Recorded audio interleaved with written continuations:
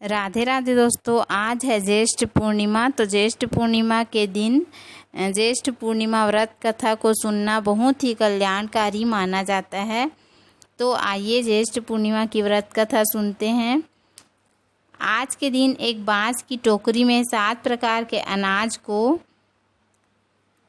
कपड़े से ढक कर रखना चाहिए। दूसरी टोकरी में माँ सावित्री की प्रतिमा रखी जाती है और उसी के साथ धूप, दीप, अक्षत, कुमकुम, मौली आदि पूजा सामग्री भी उसी में रखी जाती है। माँ सावित्री की पूजा कर वट वृक्ष के 7 चक्कर लगाते हुए मौली का धागा वट वृक्ष पर बांधा जाता है।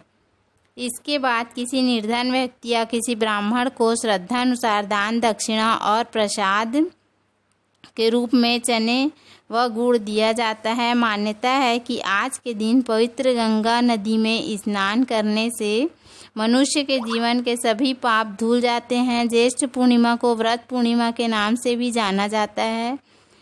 इस दिन वट सावित्री के व्रत की तरह ही वट वृक्ष की पूजा की जाती है। आइए अब हम व्रत कथा का श्रवण करते हैं। ज्येष्ठ पूर्णिमा व्रत कथा प्रारंभ। पौराणिक व्रत कथा के अनुसार राजा अश्वपति के घर देवी सावित्री के अंश से एक पुत्री का जन्म हुआ, जिसका नाम महाराज ने सावित्री रखा। पुत्री युवावस्था को प्राप्त हुई देखकर राजा ने मंत्रियों से सलाह किया। इसके बाद राजा ने सावित्री से कहा, तुम्हें योग्य वर को देने का समय आ गया है। मैं विचार कर तुम्हारी आत्मा के अनुरूप वर को नहीं ढूंढ पा रहा हूँ, इसलिए हे पुत्री, मैं तुमको भेज रहा हूँ कि तुम स्वयं ही अपने योग्य वर को ढूंढ लो। पिता की आज्ञा पाकर सावित्री निकल पड़ी और फिर एक दिन उसने सत्यवान को देखा और मन ही मन उसे वर चुन लिया। जब उसने देव ऋषि नारद जी को ये बात सुनाई, तब ऋषि नारद सावित्री के पास आए और आकर सावित्री से कहने लगे कि तुम्हारा पति अल्पायु है, तुम कोई दूसरा वर देख लो। पर सावित्री ने कहा, मैं एक हिंदू नारी हूँ, पति को एक ही बार चुनती हूँ। सावित्री की बात सभी ने स्वीकार की और फिर एक दिन उन दोनों का विवाह भी हो गया। एक दिन सत्यवान के सिर में अत्यधिक पीड़ा होने लगी। सावित्री ने वट वृक्ष के नीचे अपने गोद में पति के सिर को रख उसे लेटा दिया। उसी समय सावित्री ने देखा कि अनेक यमदूतों के साथ यमराज आ पहुँचे हैं। सत्यवान के जीव को दक्षिण दिशा की ओर लेकर जा रहे हैं। यह देख सावित्री भी यमराज के पीछे पीछे चल देती है। उन्हें आता देख यमराज ने कहा कि हे पतिव्रता नारी, पृथ्वी तक ही पत्नी अपने साथ पति का देती है, अब तुम वापस लौट जाओ।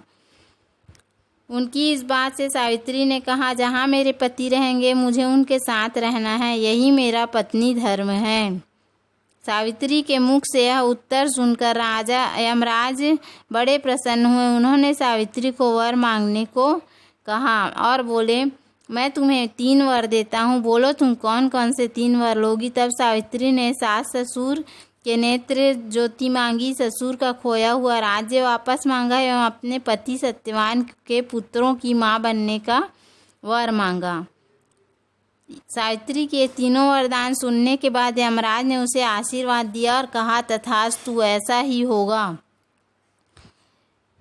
सावित्री ने अपनी बुद्धिमत्ता से यमराज को उलझा लिया। पति के बिना पुत्रवती होना जितना असंभव था, उतना ही यमराज का अपने वचन से मुख फेरना। अंततः उन्हें सत्यवान के प्राण वापस करने ही पड़े।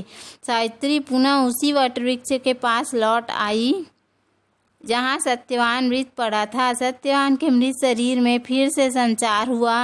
इस प्रकार सावित्री ने अपने पतिव्रता व्रत के प्रभाव से न केवल अपने पति को पुनः जीवित करवाया, बल्कि सास ससुर को नेत्र ज्योति प्रदान करते हुए उनके ससुर को खोया राज्य फिर दिलवाया। सावित्री के पतिव्रता धर्म की कथा का सार यह है कि एक निष्ठ पतिपरायणा स्त्रियां अपने पति को सभी दुख और कष्टों से दूर रखने में समर्थ होती हैं। जिस प्रकार पतिव्रता धर्म के बल से ही सावित्री ने अपने पति सत्यवान को यमराज के बंधन से छुड़ा लिया था, इतना ही नहीं, खोया हुआ राज्य तथा अंधे सास ससुर की नेत्र ज्योति भी वापस लौटा दी।